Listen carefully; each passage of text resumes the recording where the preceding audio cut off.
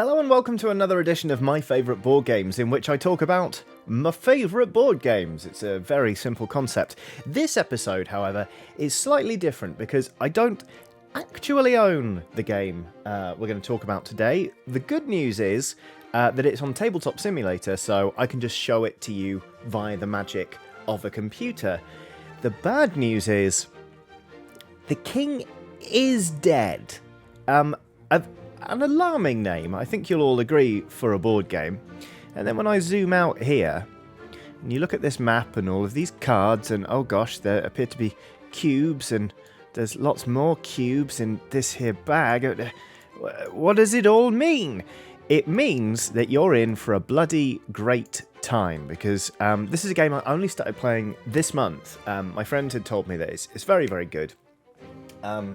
And when we first sat down to play it, I'm not going to lie, I thought to myself, this looks a bit dry. I'm not entirely sure I'm going to enjoy this very much. It looks like an antiquated strategy game, and I feel like we're going to be making secret pacts and rolling dice and fobbing each other off for the next 6 hours. But actually, this is a game that is genuinely, it's so tactical and brilliant, but also just so quick and so easy to pick up.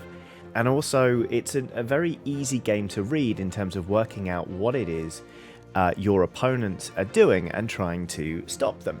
So I'm just going to explain how this works. It's a game for up to 4 players. I've never actually played in 4-player, because when you play in 4-player, you play in teams of 2, and you're not allowed to communicate with one another apart from by meaningful looks, etc., etc. But we've got, mainland Great Britain. And as I mentioned, the king is dead. So it's up to us to determine who is now going to start ruling the entire kingdom. You have 3 main factions vying for the win. You've got the Welsh over here in Wales. You've got the English, or Roman, as it says here on TTS, here in Londinium. And of course, you've got the Scots up in Scotland. And at the start of the game, everyone gets 2 random cubes from the bag. So that's one for me, and another one for me. Well, that's very interesting. And you also get action cards. I'm just gonna... Oh, I hate Tabletop Simulator. I really do. I'm just gonna flip all of these. I'm going to cut ahead so they're all flipped. Give me 1 sec. Okay, welcome back. So I've flipped all of the cards, but I've also finished setting up the board, because it's probably a better opportunity for me to explain what the game actually does up here and how it is won before I explain the cards and what they do. So, at the start of the game, everywhere has 4 cubes on it. The home territories that I showed you earlier, Caledonia, Caerleon, so sorry, Welsh people, and Londinium, they always start with 2 of their appropriate colours. So 2 Welsh, 2 English, 2 Scottish. And then you draw up to 4 in each territory. And basically, it's very, very simple. The faction with the greatest number of cubes in the region controls that region. So Scotland, for example, right now is very Scottish. Wales is very Welsh. England is English, but the Scots and the Welsh aren't that far behind. Raleigh is currently split between the Welsh and the Scottish, and also Boracum. I'm really glad I've played the other edition of this. This place here, this little piggy is here we go. Iboracum is split between the Scottish and the English. English currently have Dinedane. Oh, like the Dunedain in Lord of the Rings. Strathclyde. They've currently got Strathclyde. And basically, this here is the track. So, currently, Iboracum would be the first one to be declared. And if everyone, let's say, for example, it's got 3 English cubes in it, when it goes to being judged, the English would control it. So all of these pieces would be removed from the board, and an English control token would be placed there. The first, basically, you resolve all of them, and the first side to get to 3 control tokens wins and takes over the whole kingdom. Now, this is where these cubes come in, because the person with the highest number of corresponding cubes is the winner of the game. So if, for example, the Welsh won 3, and I had more Welsh cubes than anyone else, that would be a victory for me. Well done, me. I backed the right horse. The king is dead, but the new king is a very good friend of mine.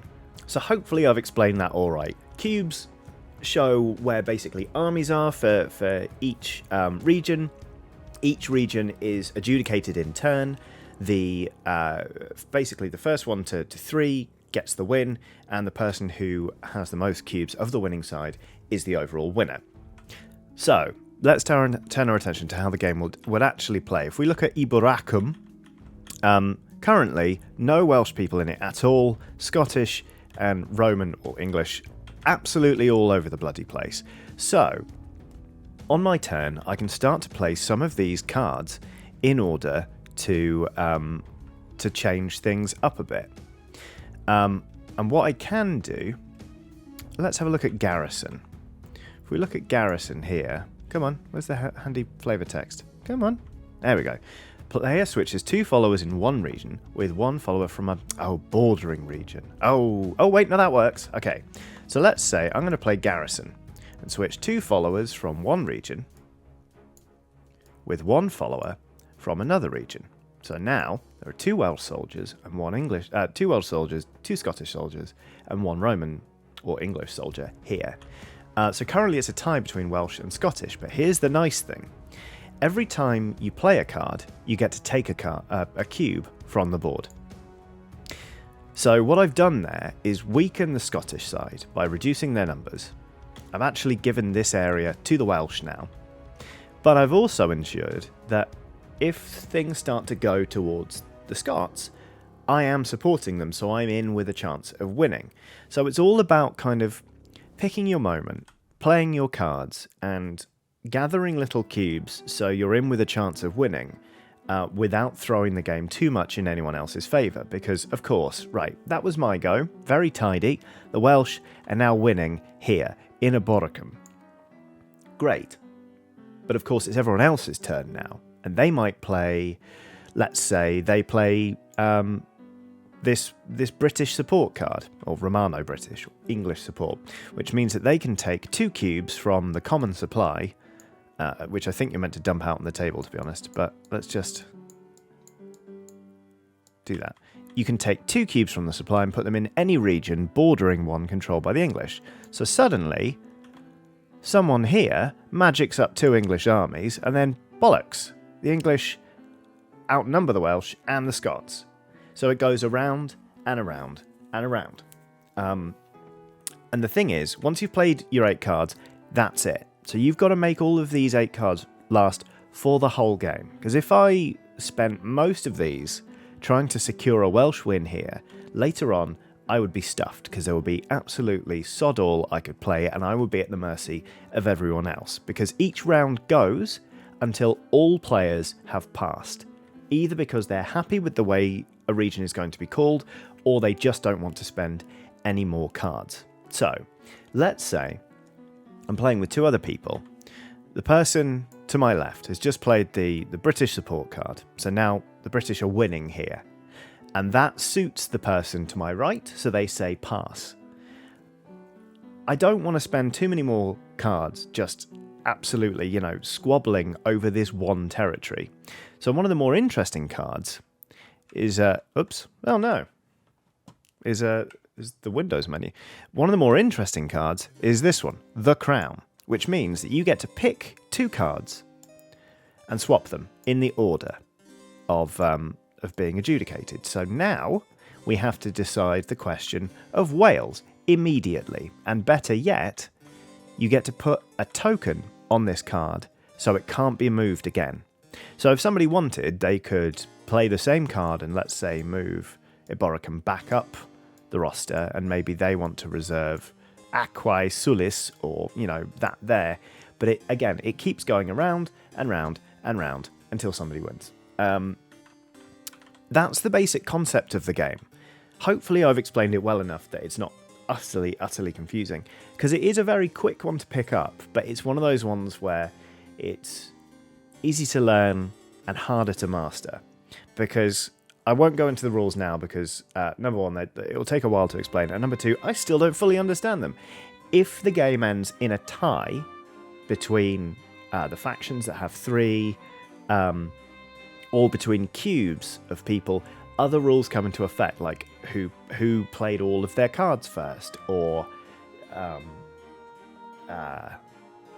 again, see, I can't remember. I learned this game after a quantity of wine, and to be honest, I've never played it completely sober. But it is just, it's brilliant. It's really simple to pick up. It moves along at a really nice clip. You can easily get, a game, once everyone knows what they're doing, a game really takes no time at all. So if you want to session it, you can get 5 or 6 of these in a single night. It's great. But it's also one where you can pick it up, play one, put it down, move on to something else. It's light, but it's also tactically satisfying, and it's 20 quid, I think. So, it's remarkable value for the game that it is. Which also, and this is where it really appeals to me, it is very fun and easy to roleplay. Because, you're sat around and you feel like you're in, the small council, or it's the small council, isn't it? In famous fantasy series that had a crap ending, Game of Thrones. So when I play it with friends, one of us will, say, we really must do something about Strathclyde, and then move it up the order or something, and then someone else will make it incredibly Welsh rather than Scottish, and somebody else will say, very wise, Your Grace, very wise. And it's just silly fun.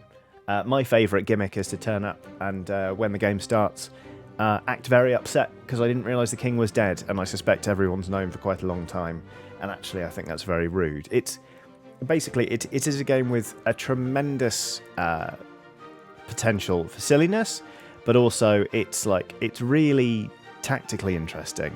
No 2 games ever play out the same way, but it's quick enough and it's light enough that you can reward somebody for a well-won victory, and those victories will be hard fought and hard won, but this isn't such a serious game as to ever put anyone's nose out of joint. And because everyone has the same cards, you also don't, you don't feel like anyone has undermined you or done something underhand or cheaty in any way, shape or form. You can't really deceive people in this game. All you can do is outthink and outmaneuver them, given the cards you have, and sort of a canny sense of timing, and just when to make your move. That said, there are some other cards that you can random into this game that do different things, and they're very good fun once you've played a bunch of this and you want to mix it up a bit. But generally speaking, this game is an absolute cracker. It looks dry. Looks dry as old bones, doesn't it? And, I can forgive people for looking at this game board and thinking, that is not for me. But it really, there's so much more life in this game than it looks like from just a simple glance at the tabletop. And I really bloody love it. I've not bought a copy for myself yet. And I want to, because it's a great game, but also there's something about playing it with the same set of people that really makes it feel special, that we keep just going into this silly faux medieval land where we're, very wise, my lord. Well, what are we going to do about Essex? It's just daft fun, and that's something I really want to keep going back to. So partly this video is to recommend The King is Dead, but partly this video is to recommend playing board games with very, very silly people, because that truly is the spice of life, if you ask me. Anyway, this has been The King is Dead. I'm sorry that the king is dead. Long live the king, etc., etc. But yeah, thank you so much for watching. As ever, this video is possible thanks to the lovely people who support me on Patreon. If you want to have a look at the Patreon, it's patreon.com/Johnny Chiodini. There's loads of other stuff on the channel, including video game let's plays, painting streams, cooking videos. There's really just, you know, more videos than you can shake a stick at. So do please go have a look.